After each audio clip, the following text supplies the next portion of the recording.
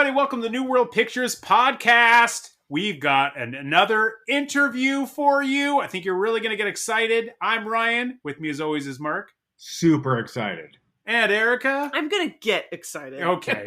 Yeah, take this opportunity to get excited. We hope you're excited, too, because it is Noir-vember. We have already had our first episode of Sweet Kill, so if you've not heard that, go back, check it out. It's all the noir-ish films that New World Pictures released.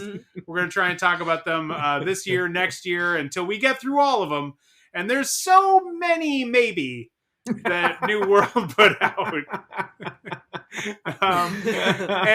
But we do have one, and this is a movie that we actually discussed earlier this year in January, top of the year. We started out the new year talking about Crimes of Passion. So go back. A fun movie.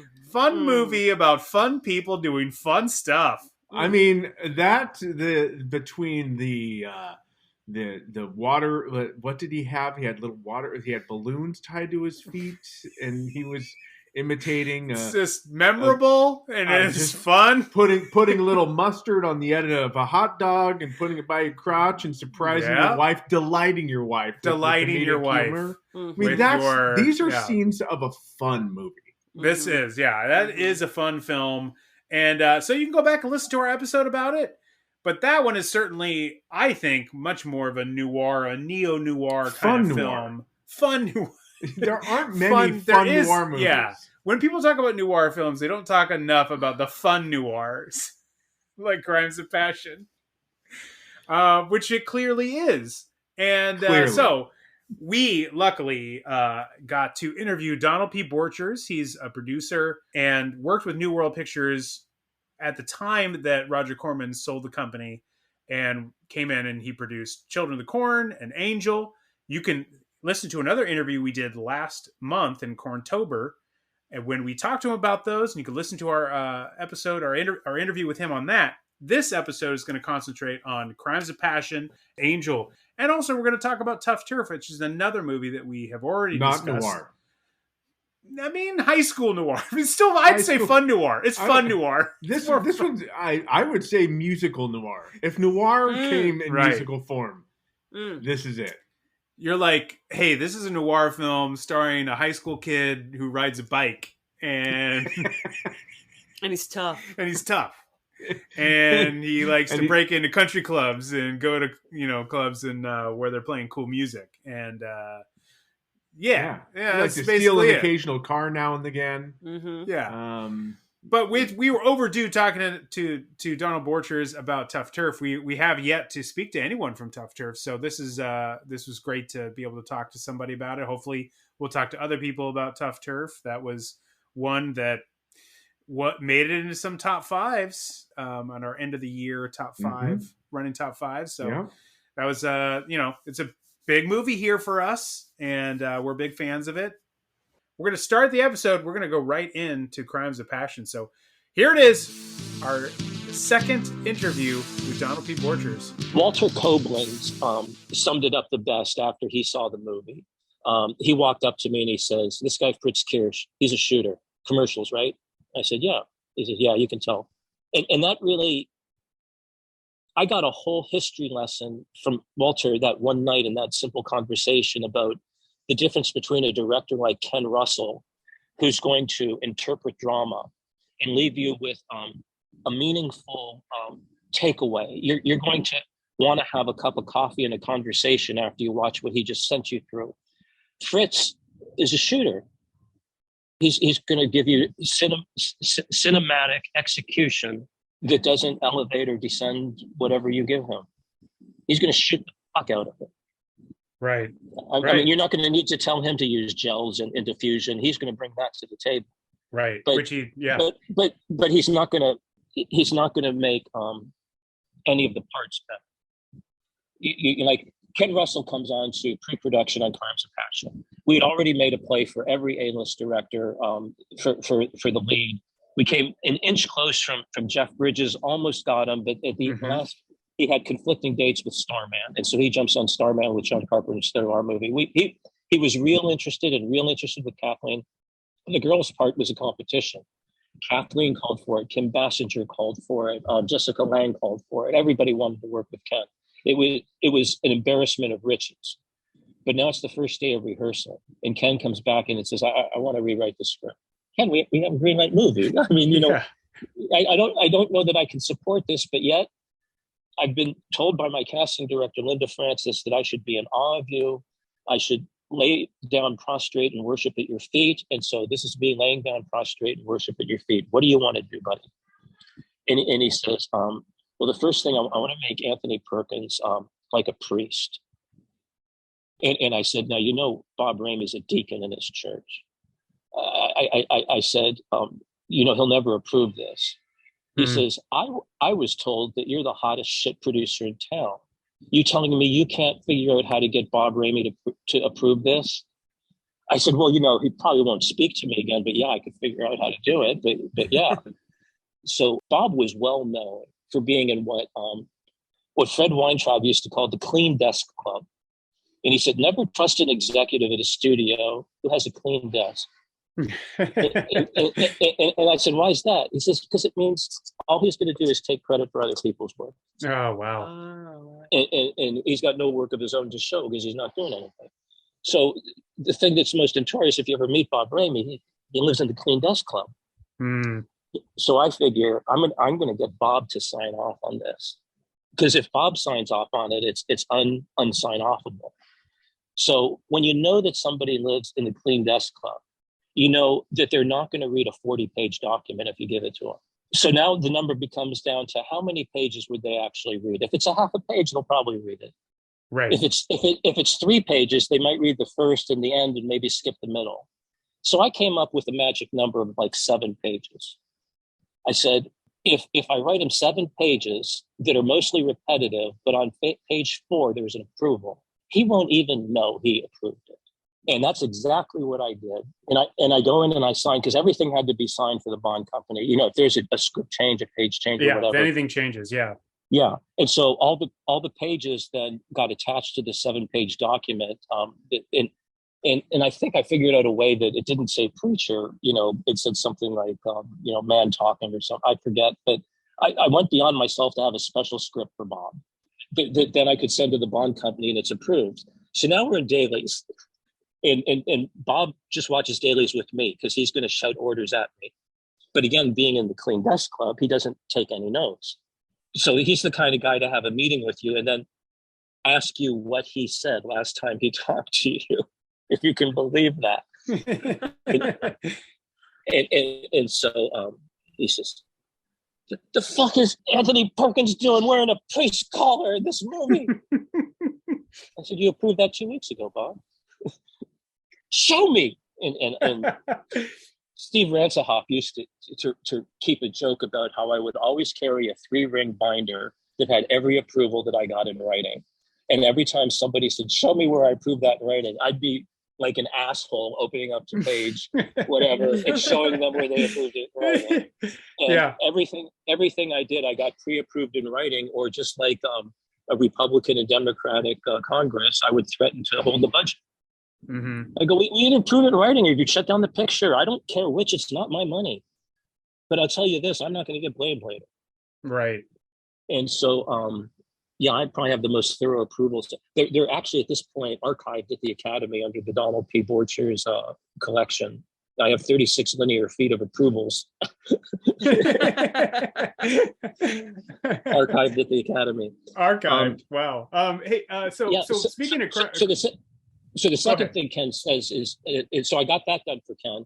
The second thing Ken says is, I think it'll be a much stronger picture if we change the lead writing it to either Anthony Perkins or Kathleen Turner. He says, or even Bruce Davison. He says, and I'll just tell you this after having been in 4 days of rehearsal. Okay. And I said, well, no, this is the cast you got. You approved them, buddy. You signed off on it. I got your signature here in the book. And you said John Laughlin could do it, so now you got to make him do it. And he said how much better a movie it would be if I would give him the latitude or whatever. I said, I can't get behind this. I said, all you had to do up front was not approve John Laughlin, and I could get behind that. But you approved him, and we've been in rehearsal. Now you got to make it work. That's your job. That's what we're paying you for. There was only one argument that I got in with Ken that we couldn't resolve. Very early on in the location scouts, that he was not approving locations that took more than about 10 minutes to drive to from the Hollywood Hills. Like the exterior of Kathleen Turner's home, that's actually an apartment on Primrose in Beechwood. You know, and so when we got to the scene where it's the security store, he liked this place over on Gower across from the supermarket that keeps changing its name on I forget the name of all the streets of it, Franklin. And so we're at Bronson and Franklin and looking at the shopping center. And I said, Ken, here's the thing. Even with traffic control, you're not going to get your sound here. It's going to be the longest day of the shoot. And we got coming off of it. We're going on to a day that we got a pre-rig downtown the next day. And I said, no, this is not approved. And then he read me the riot act. And who did I think I was? And all he was thinking about was getting here 10 minutes after waking up in the morning. And I knew it. And I called him out on it. Mm-hmm. And I said, okay, Ken, you're going to have the worst day of your life on this day. And I'm not going to have much sympathy for you because I'm going to have reasons to not be on the set. So you're going to have crew unrest. And I'm going to tell everybody in the production meeting and pre-production how long this day is going to be, why this day is going to be long. And they have you to thank for it. He says, you can do that in pre-production and you're wrong. Well, I wasn't wrong about everything. It was long to stay on the schedule and everybody was in a pissy mood. So to try and to break some humor, Linda Francis says, you know, Barry has another one of these new ideas. I said, what's that? He thinks Anthony Perkins should have a miniature dog, you know, like how Paris Hilton has a little dog. and he thinks Anthony Perkins should have this little dog. And Anthony's really keen on the idea. And Ken says, now, mind you, he's halfway through an unmakeable day. I've stopped in to rub it in. I'm merciless with the guy. And by the way, I produced his bachelor party. We were great friends. And you could tell that things needed to be lightened up. And an idea was happening right in front of us. When Barry comes in and he says he's contacted the animal trainer, and the animal trainer is willing to bring the dog to the set with Anthony to read the lines during the dinner break on our fucking 18-hour day, right? And if Ken could indulge. So now Barry leaves the room waiting for Ken to make a decision. Ken's asked me to stay to consigliere. And right. And so he says, what do you think? I said, I think the thing you do. We're on a budget. Having an animal here is a stupid fucking idea. He says, yeah, but it's such a droll day today. And Margarita time's going to be so delayed. And doesn't one need a bit of a jolly? and I said, what are you getting at? He says, call the animal trainer and tell him that I prefer a monkey. He says, you're a hotshot producer. You can do anything, right? So I actually know, you know, Sled Reynolds and Boone Nari, the biggest trainer, because I did the fucking Beastmaster and I know all these guys. And so I said, I need you to bring a dog out for Barry, but I need you to bring a monkey out for Ken. And he says, what? And he says, yeah. And any special requests? Yeah, Ken wants him to wear a diaper. so Barry comes in with Tony and they do the reading with the dog, and Barry's all proud that he's made the case. And Ken says, Barry, you're onto something, but you're underthinking it. And then he has me bring a fucking monkey in with the diaper. And the monkey's playing with Tony's face. He's rubbing his everything, and it's being a general embarrassment that would really be degrading. And Barry gets how bad this idea is. Right. And Ken says, I'm sold, it's the monkey. Decision made. And then he leaves. So now I'm sitting there in the trailer with Barry and the trainer and the monkey. and Tony leaves because they got to go back to work. Right. And now Barry starts crying. He's like, Todd, you have to get me out of this. We can't have a monkey in the movie. and I say, Barry, I'll get you out of this, but you're going to owe me one, buddy. Oh my God, that's amazing. Now, I understood from Barry, I think, that he mentioned in an interview that making Crimes of Passion, there was like a push by, I think, Jonathan Axelrod in general, who New World wanted to make more sophisticated pictures. Is that why Crimes of Passion? Here's exactly how it got made. I was the only one there. I was happy to understand that our first movie would be Angel. I was delighted that our second movie would be Corn, and I was given an opportunity to consider Barry Sandler producing Ken Russell's Crimes of Passion.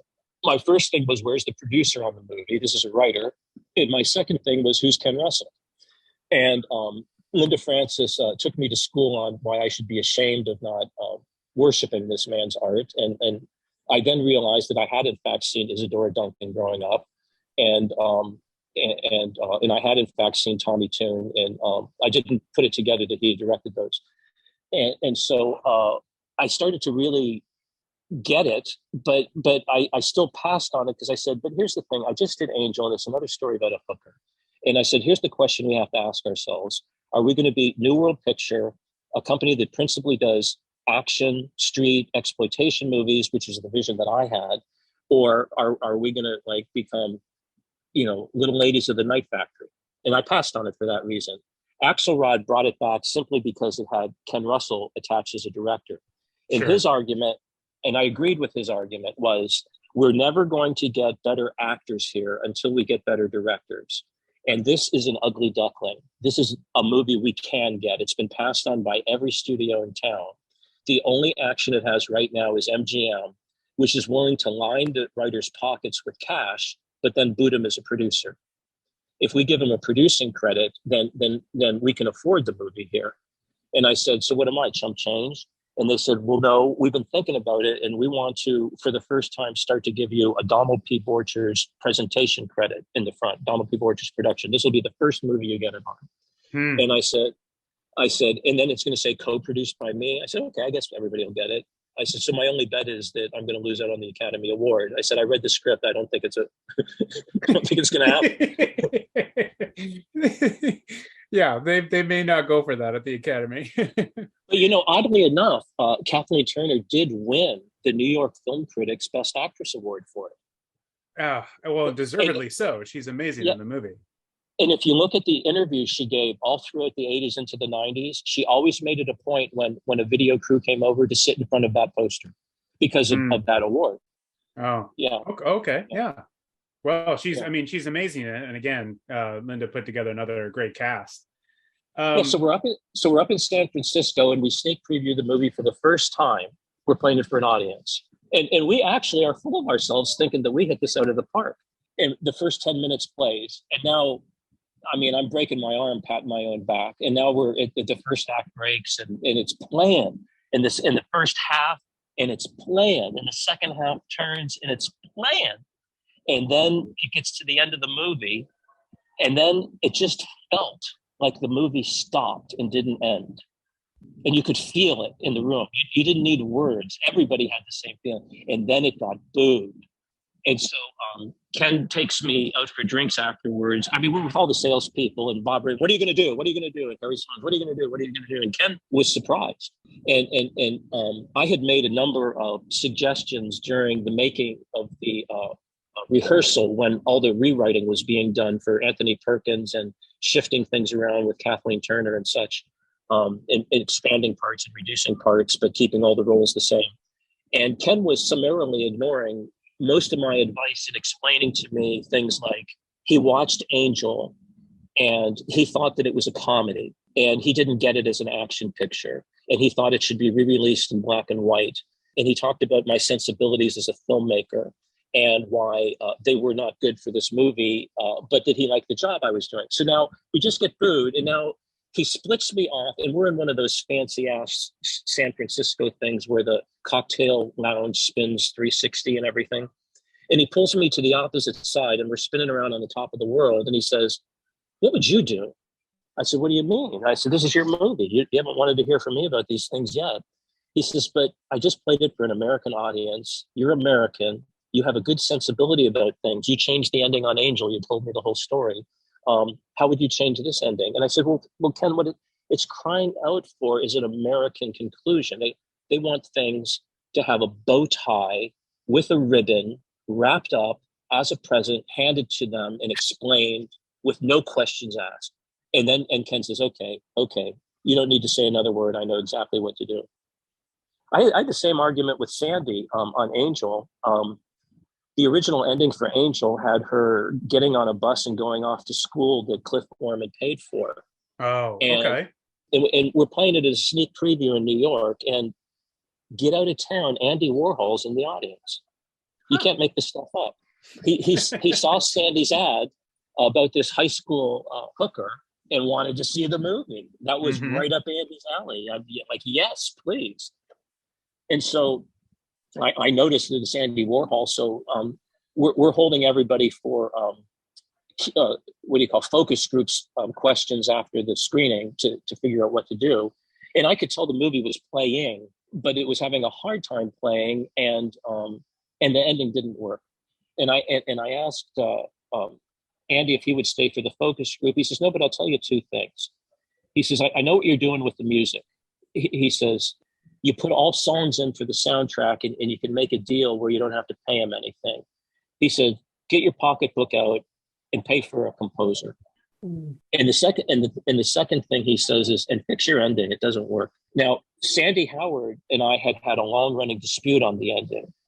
And they ended up then shooting what I told Sandy he should shoot originally, which is Rory Calhoun showing up not dead.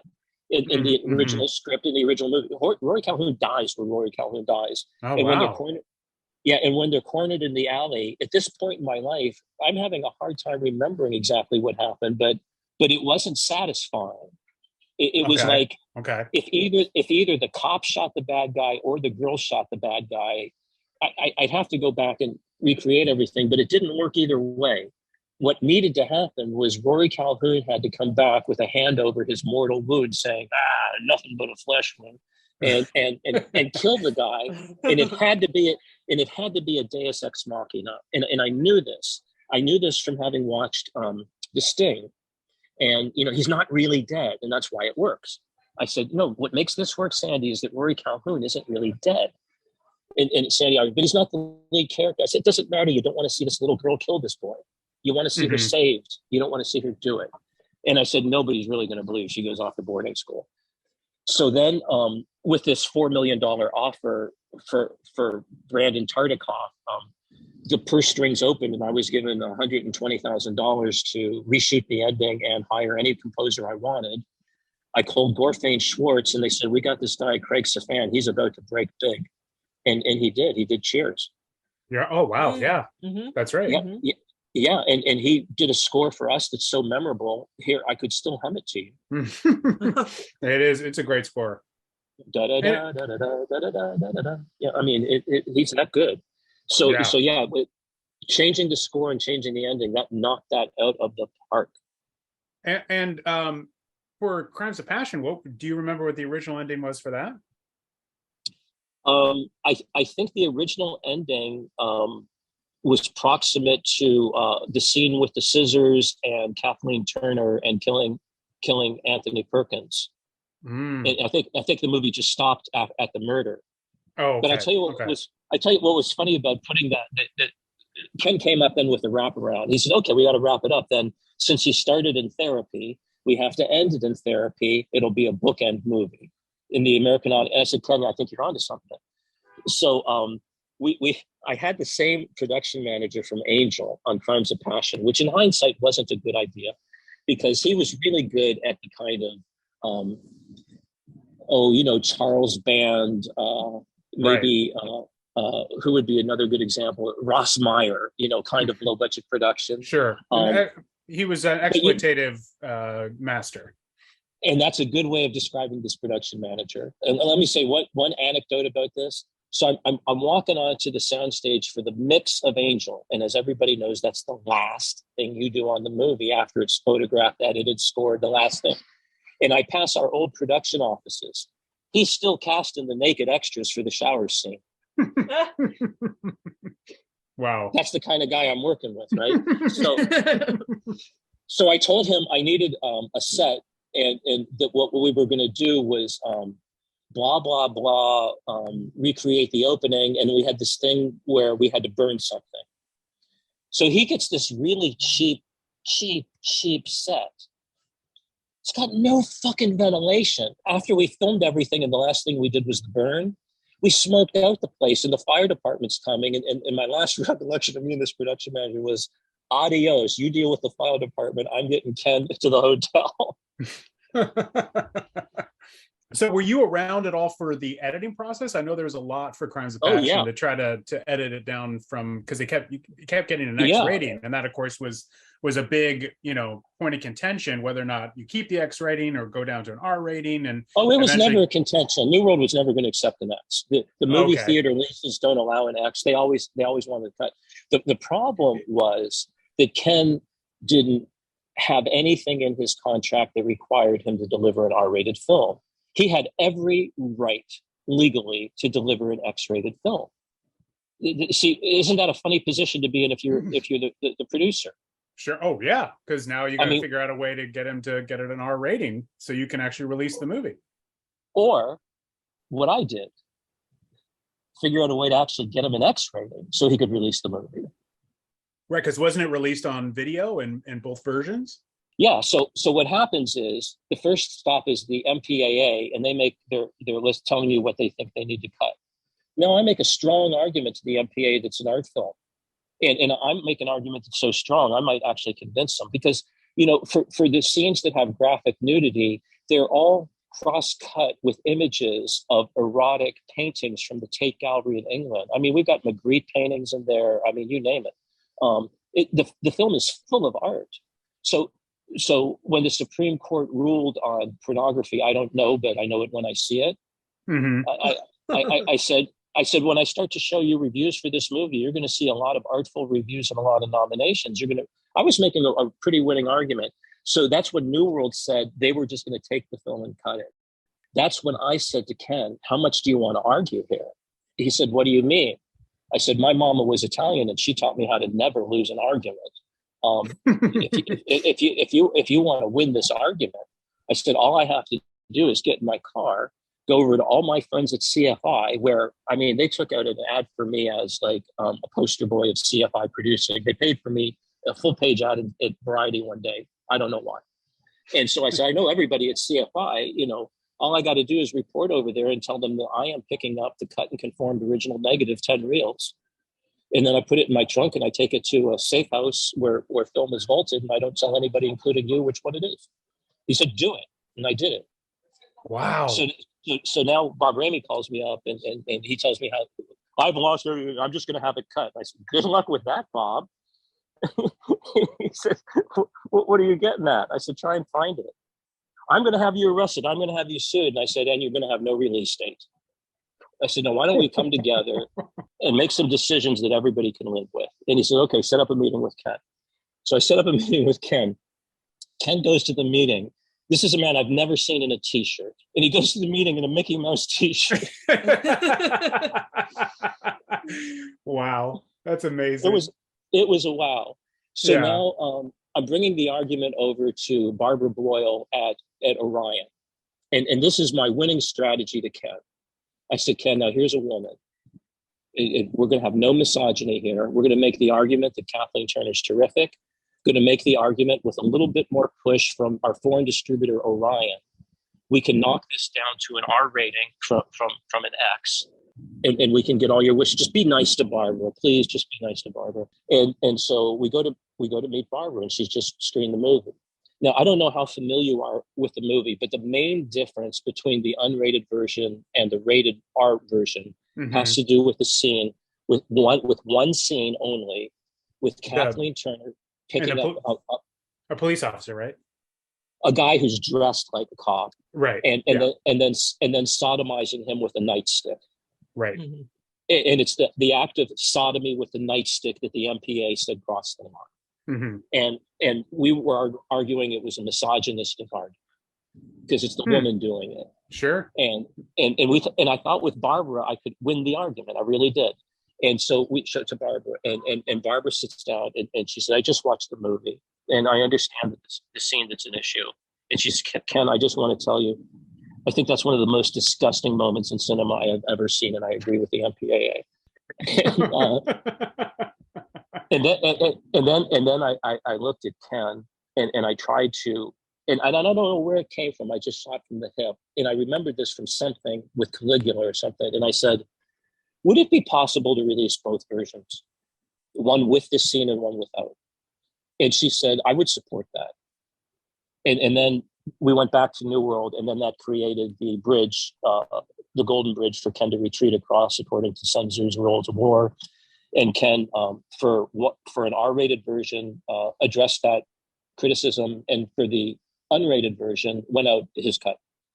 And I'll never forget the day we were at the same theater in Westwood. I think it was called the Crest. It was the same one Chariots of Fire had played at, and we had just had our first screening, and the press is there.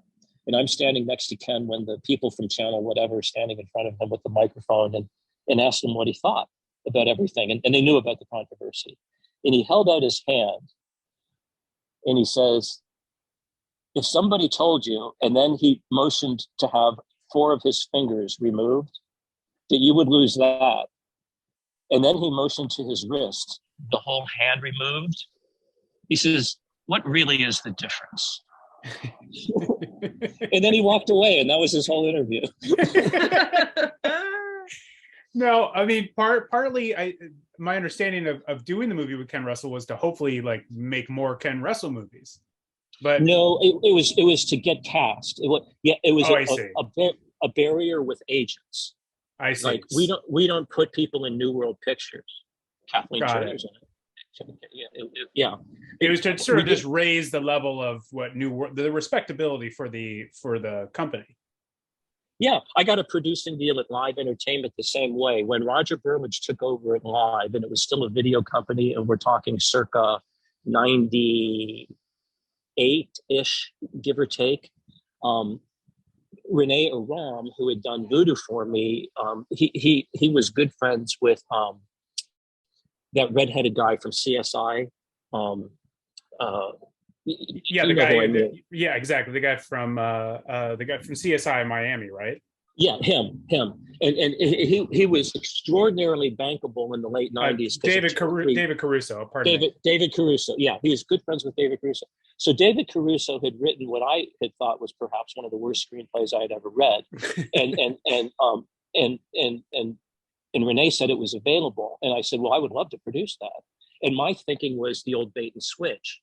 You just get him situated in a production company. They bring on a real director. They bring on a real writer, and all of a sudden, it's a good project. And I'd be producing it. And that was my strategy. Okay. So I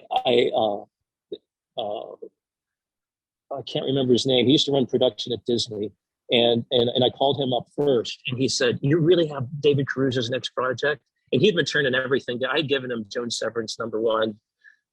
Angel of Desire, and I'd given them Chad McQueen's #1 fan. And he said, look, I get that these are commercial pictures. We're not going to do it with Touchstone. And he says, Borchers, you finally nailed it. We'll do this. And then they went, and Caruso made it very clear he was going to direct it. His writer was going to write it. And they weren't going to hear from anybody else. And so I couldn't sell the movie anymore, except the same thing. I remembered why we made Crimes of Passion, and I remembered the problem that Paul Almond said he was having at Live, getting real filmmakers over there because they weren't known for making any movies. And right. I said, well, here's the thing. If you're willing to pay me $25,000, I can set up David Caruso's picture here. You can tell him he's directing it. You can tell him they're writing it. And if they don't take your development notes, crash the movie. But while you're developing it, cast your other 3 pictures. You're doing David Caruso's next movie. They did, we did, I did, and we did. And the movie never got made. But it solved the problem. So using that story as an example, are there any films you can think of that sort of then got made at New World Pictures as a result of Crimes of Passion? Well, gosh, everything. I mean, Mace Neufeld was on the fence of whether or not he wanted to produce there. Who was the guy that did Soul Man? That producer? He's a big guy. I'm trying to think of the guy's name who produced it. I know Steve Miner, of course, directed it. Steve Tisch. That's it, Steve Tisch. He was on top of the world and had no reason to be working at New World, and that moved him over there. They wanted to buy the TV series Santa Barbara. They had the money. There was an offering that was going up with public money, and they could do it, but it helped put them over. Yeah, I mean, it made a big difference.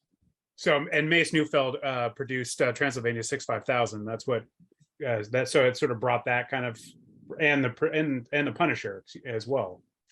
Yeah, I mean, let me say the fact that Mace is dealing with New World and that Steve Tisch is dealing with New World, that broke down every door for any agent at CAA, William Morris, ICM. That nobody had any problems anymore. We were don't count us out because of Corman, and don't count us out because of Angel. You know, we're here.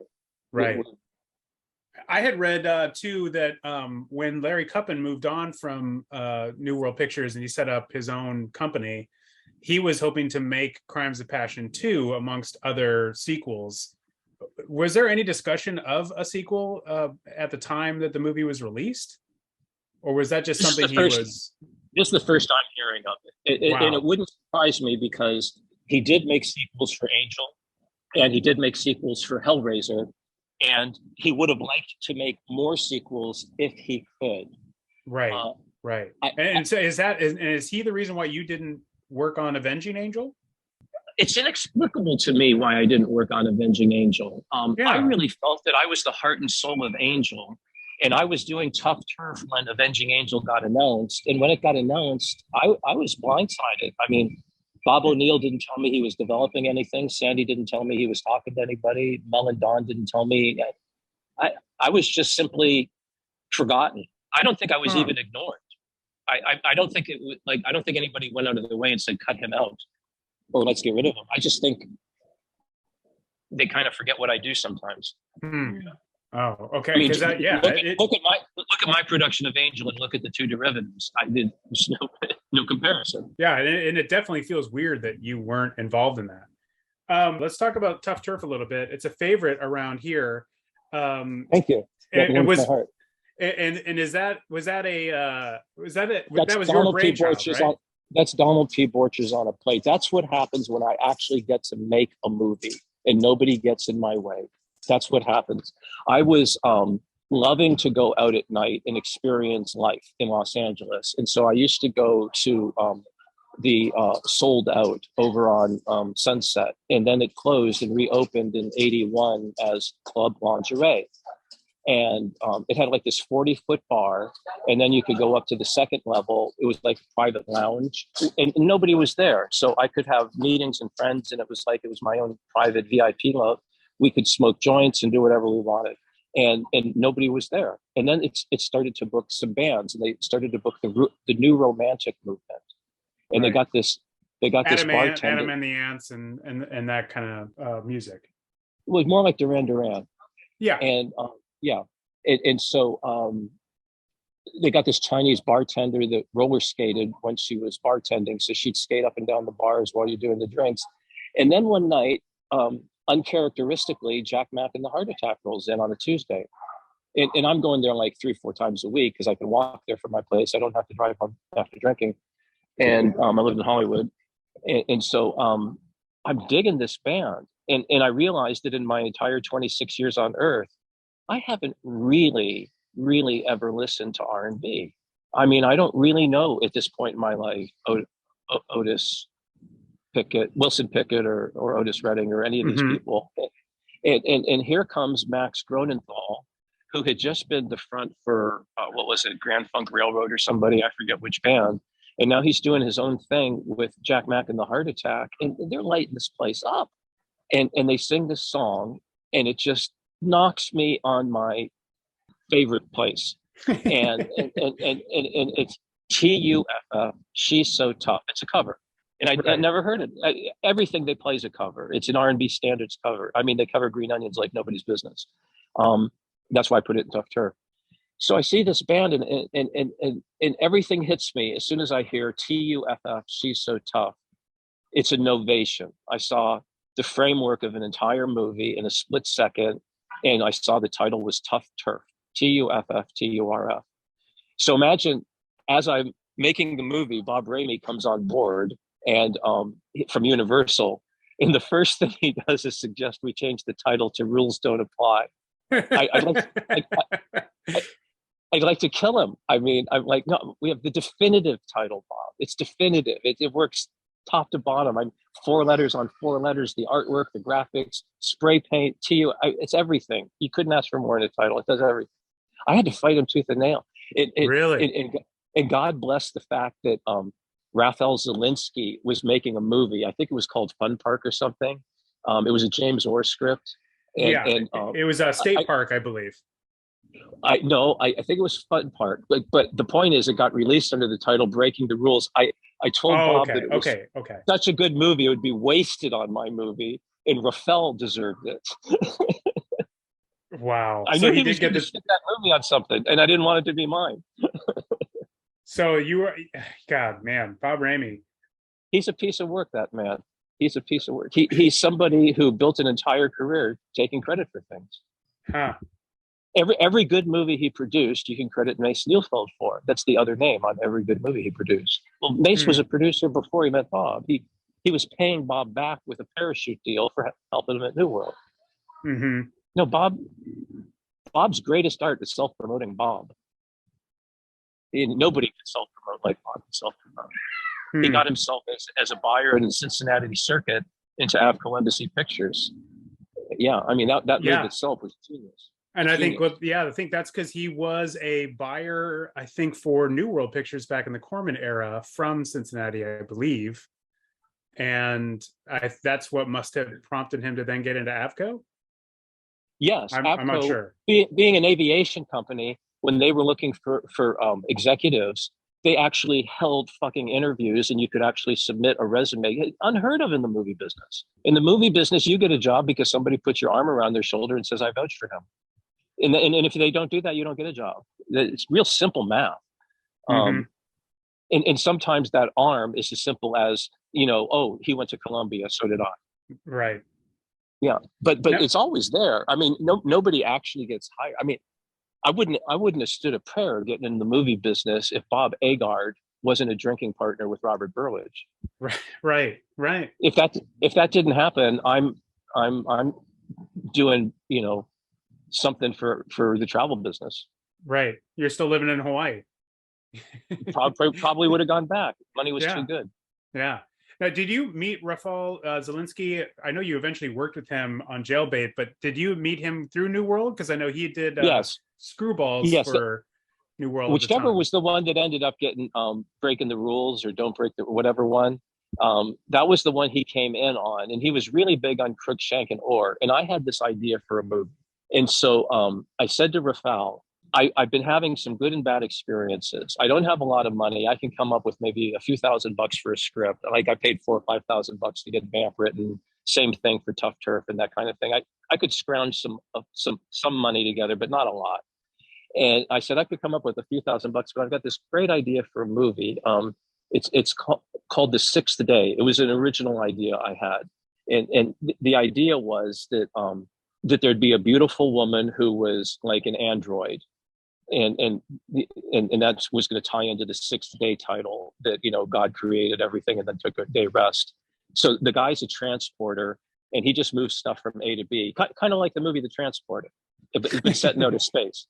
But my was always set in outer space. I never had any designs on it not being set in outer space. I was thinking Han Solo kind of guy.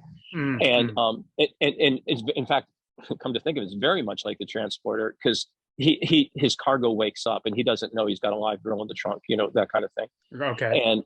And so Raphael says, well, I'm really good friends with Crook, Shank, and Orr, and I could probably get him to write it. I said, but here's the thing. I don't want to see a script and then have to negotiate for comments. I want to approve an outline. I want to approve a 3-act structure, and I want to give meaningful comments when a first draft's done. And I want to really not write it, but get my commercial input into why I'm going to be able to sell this accomplished. And, scenes with theatrical incident, good ending, stuff. And Raphael, oh, no problem. And so he calls me up one day. I have good news. The script's finished. So we didn't have a contract, Raphael.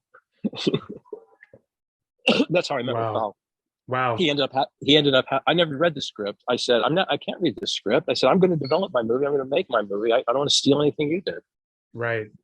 And if these guys want to work with me, well, let's start over. He said, no, they've already finished the script. We can make this movie. And so I'll just buy you out. And so he gave me the few bucks and I didn't hold him up for anything. Did they ever make the movie? I don't think so. Yeah, it doesn't come to mind that story other than like, at least not one in space. I know they did Steel and Lace, and Alan Holzman did one called Program to Kill.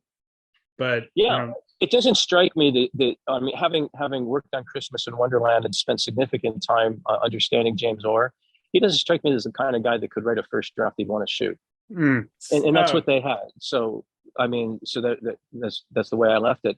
But what had happened was I had made Desire in Hell at Sunset Motel years later, and I was in love with the writer-director, Alien Castle. I just thought he was a gifted, talented artist and underused and lots of potential. And because he did the score, when Ken Badish at the movie store asked me to do Meatballs 4, I brought Alan Honest, the composer, because it was the only job available and he needed a gig. And Ken didn't get on with him, so he bounced him. And then the next gig I had available was directing Jailbait. But I said to Alan at the beginning, you know, this isn't like Desire in Hell. This isn't your work that I'm trying to realize. I said, this is a derivative exploitation thriller using B actors that are bankable, where everything hinges on a schedule and a budget. The whole game is margins.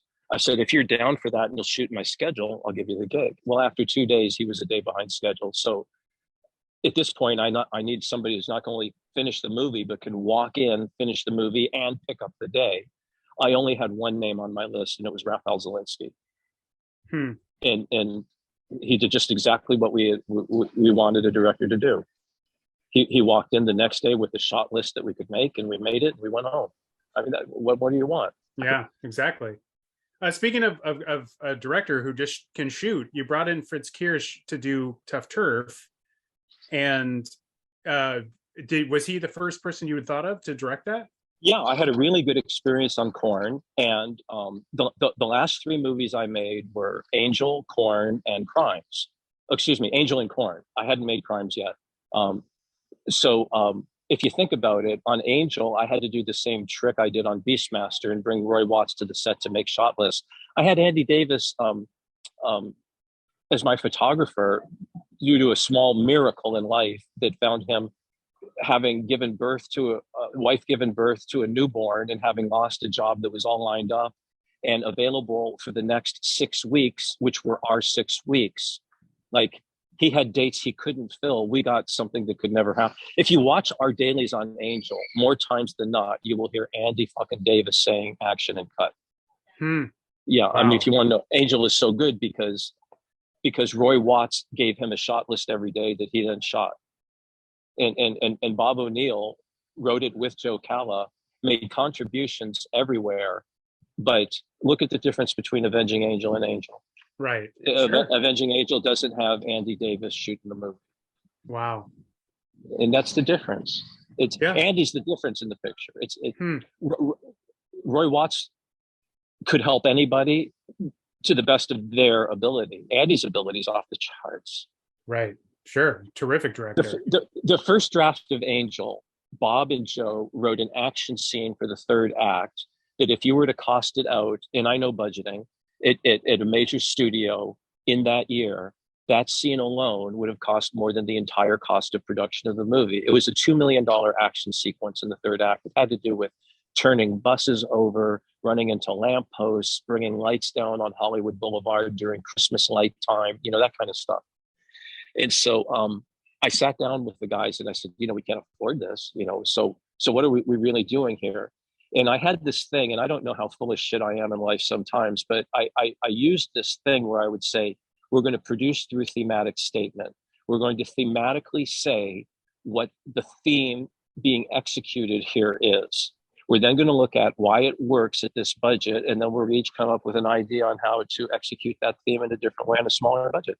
And it was Andy Davis that came up with the idea that, and he had done this on Stony Island, that if you take a baby carriage, which you can pick up at a Goodwill store for $1, and you cut a hole in it, you could drop an Airy 2C in it.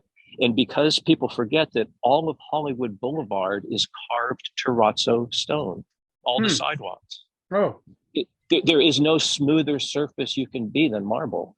So you run a baby carriage across Hollywood Boulevard sidewalk, it's better than laying dolly track.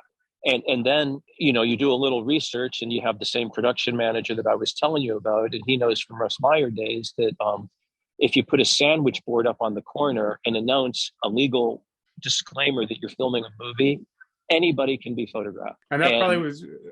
Go ahead. Sorry. The only time that didn't really work was when they did that Bruce Dern picture with the blimp, that sports movie, like 7 seconds or something. I don't remember the name of the movie. But the problem there was they put the disclaimer on the printed ticket, and they took a picture of a guy who was cheating on his wife. And so he won that lawsuit because it went above and beyond. They zeroed in on him in a close up with this girl. I mean, can you imagine the dumb luck? But right. But in my although I did get a crazy fan letter from a guy that before rotoscope was invented had said that he was on the motorcycle, but we changed his head. That's the world we live in. Yeah. So so Angel came out really well with Andy on camera, with Roy in the editing room, and with me getting the second run to bring Craig Safan on, and with Linda Francis giving us an unbelievable cast. Bob and Joe couldn't understand why everybody passed on the landlord. And Bob at the time was very, very close friends with a character actor. You see, I struggle remembering names. He's well known. He was in Cuckoo's Nest, and he did these kinds of things. And even he wouldn't do it for Bob. And the idea that was coming back from every agent that was rejecting this on behalf of their cast was saying, it's just so stock and unoriginal and so lifeless and so unimaginative, and everything we've seen a million times in derivative, you get the idea. And out of nowhere, Linda says, let's go after Susan Terrell. You know, she got nominated for, she got nominated for something. I want to say Fat City, but I don't know if that's right. I think, yes. Yeah, Fat City, the John Huston movie. And she goes, she could knock it out of the park. And I know her agent, and she doesn't work as much as you think. And the idea of her getting cast as what you wrote for a man, same thing happened on Streets of Fire, the Michael Parafoil, Ed Harris's wife. It's a man's part. Oh, okay. Ed Harris went in to read for something. She read the script and said, I could do this. And she demanded an interview, and she got the part. It wasn't written for a woman. And if you watch it, you can realize, yeah. I mean, so we didn't even change a line for Susan Terrell. Like when Dick Shawn says, I'm going to shoot your balls off, all 8 of them. Mm-hmm. And she's terrific in the movie. I mean, that's how good Linda Francis is. Yeah. You know, it's like, if this is the money and this is the script and this is what it is, well, then this is what it'll take to make it interesting. Linda Francis, she was everything on every one of my movies. She was my cast on Angel, on Children of the Corn, on Crimes of Passion, on Vamp, on Tough Turf. Linda Francis cast those movies in the same way that I said to the transpo guy, what should we do? I would say to Linda, who should play this? And these were the very, very few exceptions. On Tough Turf, Jonathan fucking Axelrod, he thought we had to play for Madonna because he was tight with somebody who knew somebody at William Morris. Mm-hmm. So we make an offer to Madonna. And I'm just simply asking him for an answer. Is she going to, yes or no? No's okay. I can deal with no. No means move on. Not hearing is the problem. And before the streamers started to dump hundreds of billions of dollars into production to switch the economics from demand side to supply side, it used to be a demand side problem. There was more supply than there was demand. So if you wanted to get Madonna a job, you didn't just sit back and wait for an offer, which is all. Let me say, if you're representing anybody you can name today, that's all you have to do, because that's how many streamers are vying for them. Mm-hmm. But what they used to do and needed to do was they would take an offer that existed and then shop it around. That's how I lost Hitchhiker's Guide to the Galaxy.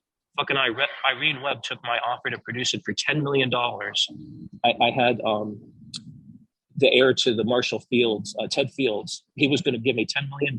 Keneally brokered the deal, and they just walked it around until Ivan Reitman made a better offer. And that's what they were doing with Madonna. And between those two, by 1984, I finally realized that as an independent, if I'm going to make an offer for anything, I have to put the time it expires. I can't let them just walk me around forever. I see. I have to tell myself that this offer stands for 7 calendar days. And I have to tell myself, if they haven't given the courtesy to respond after 7 days, it was never going to happen, never in the ballpark. They were just going to use me. So sure enough, I find out that Madonna is literally, and I don't make this up, on her knees in Mike Medavoy's office, begging for Desperately Seeking Susan. They're telling us she's in Italy. Okay, right. Mike Medavoy's office is across the street from my office. I mean, I figured it out. We knew enough people. She couldn't get that close to me and keep it secret. Right. Like, do you know Madonna's across the street? Oh, really? Let me take a walk over there and find out more. So I pull the offer and then say to Linda, we're going for Kim Richards. And she said, why? I said, because I watched Nanny and the Professor and Escape from Witch Mountain. And I think that Kim Richards is the sexiest 19-year-old girl on the planet. And that's why. Yeah, and Escape from Witch Mountain. I had quite the crush when I was a kid. And if I had known about the cocaine problems, I probably wouldn't have cast her. Yeah. You wish they would just say that, like right up top, so you can kind of make those decisions. Yeah, it's a great cast, and it's such a good story. And she pulls together another incredible cast in TUFF TURF. I mean, again, Robert Downey Jr., James Spader. I mean, Robert Downey Jr. was me. What had happened was. Yeah, what would happen was Linda had convinced me that I should meet Senior because, and so, I had ability to screen movies. So I start to watch Pound and Greaser's Palace. And what's the big one he did with the advertising agency, Putney Swope. Putney Swope, yes. Yeah, and I'm blown away. And I'm like, fuck, I want to meet Robert Downey Sr. Yes, I want to meet Robert Downey Sr. We became fast friends for about 5 years before he relocated back to New York. And we used to go to the track all the time. I tell you some great Robert Downey Sr. track stories. and so when she was in New York, she reads his kid for the lead in the movie, for the point of being a way for me to then have him come in and talk about his dad. And that's the whole play. and so I send her to New York. She gets him on tape. We're about to fly him out to LA just for the express purpose of me setting up a new relation. Maybe I'm going to produce a Robert Downey Sr. movie, I'm thinking. And I almost did Hugo Poole. I came really close to being able to do it. I couldn't close, and he needed a closer, and I wanted to do it. So everything's come out, and so now I'm looking at the footage, and Spader was a shoo-in. Like, he comes in, and his tape is perfect, and like, yeah, we really don't need to look anything else. And she goes, well, you want to meet Downey, so you got to look at it. And I am on the floor, and I'm like, this is one of the funniest people I have ever seen. He's just naturally charming. It's crazy how likable this guy is. Mm-hmm. And so I said, let's just enlarge the best friend, and he's the best friend. Now, we had an offer out to Crispin Glover for the best friend, who was clearly my first choice. But Crispin was doing something with Penelope Spheris and Nicolas Cage, Boys something, and also for New World. And I found myself in the same position as I was with Madonna, with Crispin Glover. And I'm finding all of this out at the same time. He's never really going to do this movie. They're just using it to, okay, we're off of him. Make the offer to Downey, send it. And then I'm remembering the casting when Katya Sassoon, Vidal Sassoon's daughter, came in to the room. Right. She lied about her age, because we were only seeing people who were emancipated or 18, and she was 16 and not emancipated. So she comes in, she lied about her age. She said she was 18, and then she just gives you this look that only a Katya Sassoon can make, and said, "And I am Feather." The name of the girl was Feather with an F. Yeah. And she says, "And I am Feather." And I look at Linda Francis, and Linda just nods. Yep, she's Feather. That's why she's here.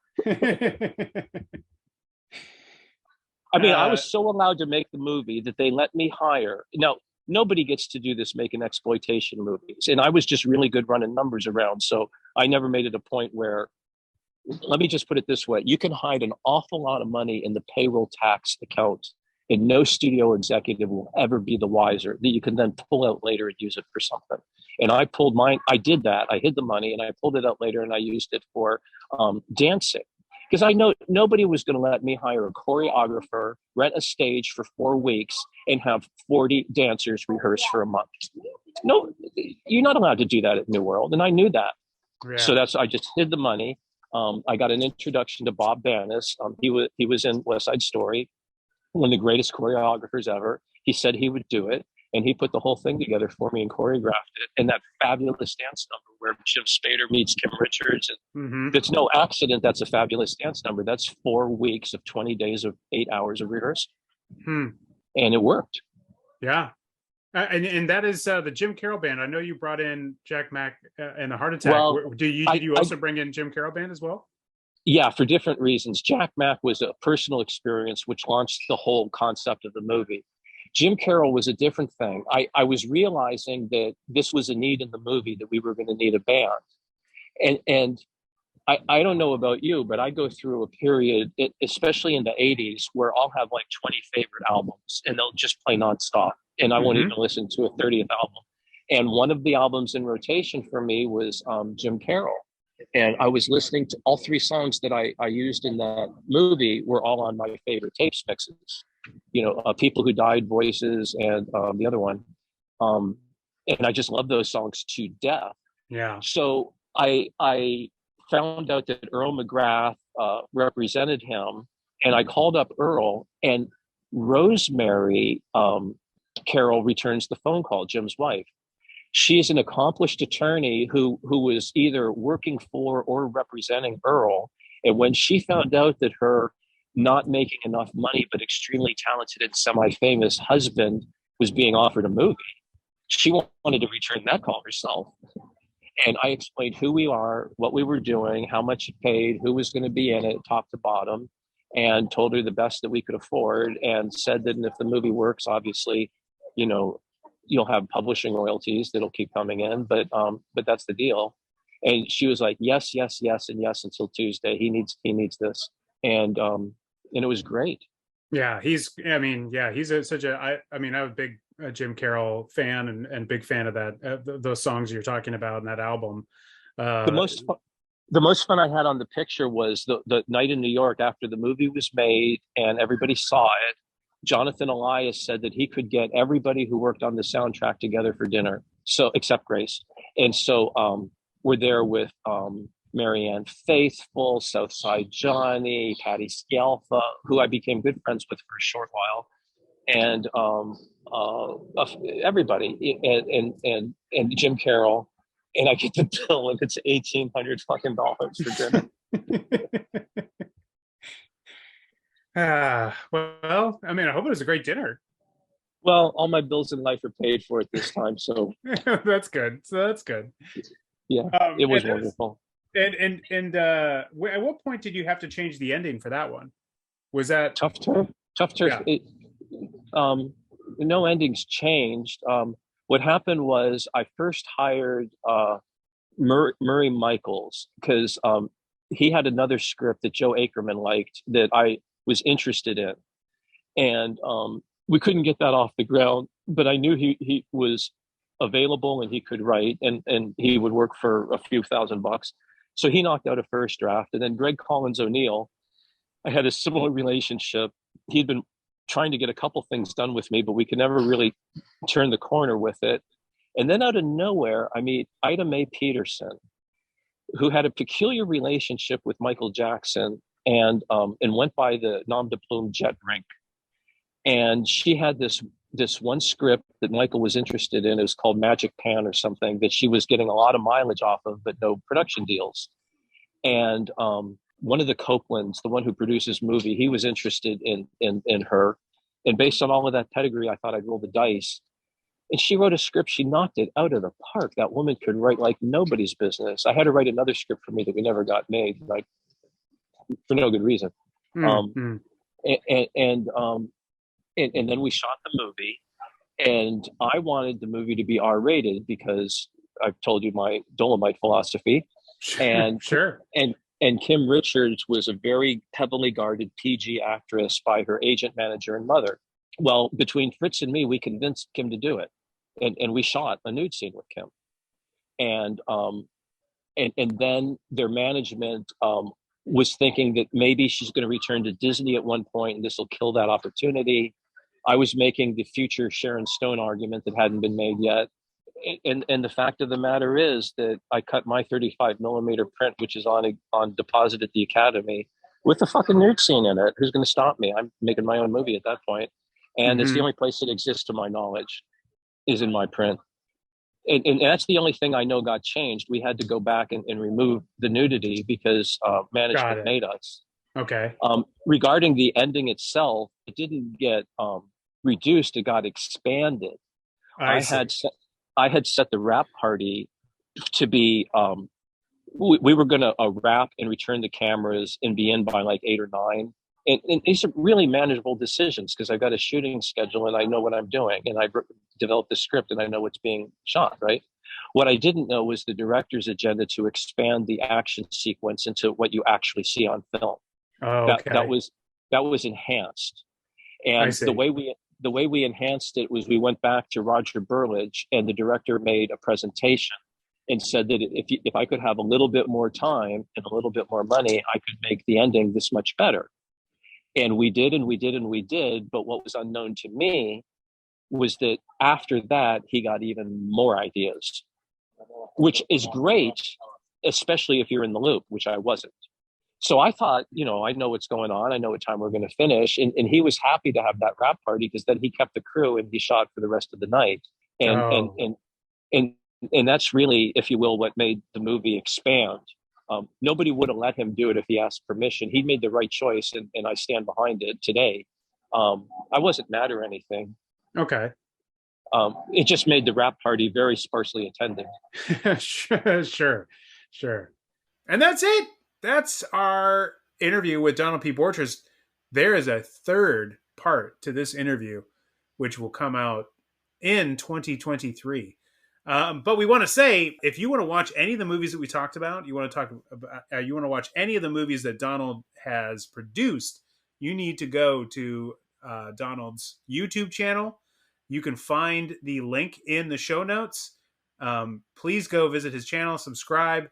He's adding a bunch of new stuff and like tons of other movies as well. Like it actually is a ton of movies on there, not just stuff he's produced, but there's also interviews that he's done, lots of extra fun stuff. There's tons of stuff. You can go through it. You're going to get lost in there. There's a lot of stuff that he's put up, and he's putting stuff up all the time. So it's like Ryan's research as its own episode. But but as a YouTube channel. That's right. Exactly. So go check out his YouTube channel and subscribe to it. Subscribe to us. Give us a 5-star review if you like this episode. You like more. You want to hear more of these interviews, more of our episodes. Or just follow us on social media. Tell your friends about us. Tell your enemies about us. I don't know how often you're having conversations with your enemies, but when you do talk to them, talk specifically just about us. Maybe it would actually be the bridge that you need to actually turn that enemy into a frenemy. Not a friend. Come on, baby steps. Let's not get unrealistic with our expectations. But also, you can follow me. I have a green car. I'm bald, and if you want to follow me around, also follow cool Mark just around follow me around in a fun noirish way. A fun, super fun noirish way. Right? Maybe throw in a song or two. And we're gonna have a blast. It's not gonna be weird. From this sort of following, it sounds like you think Sweet Kill is a fun noir. It's more of an Avion noir. So hey, you want to stick around for Noirvember? We have another movie that is coming out next week. Our movie is going to be Sister Sister. And we're going to have Jason Kleberg from Force 5 Podcast join us for that. So make sure you check that episode out. And then we'll end the month with another interview, guys. Another interview. So cool. So great. We're very happy about it. She's gonna. Erica's going to get excited. By the end of the month, she's going to be excited. And so should you be. So thank you for listening. We'll see you next time in the New World Pictures Podcast. Bye, everybody.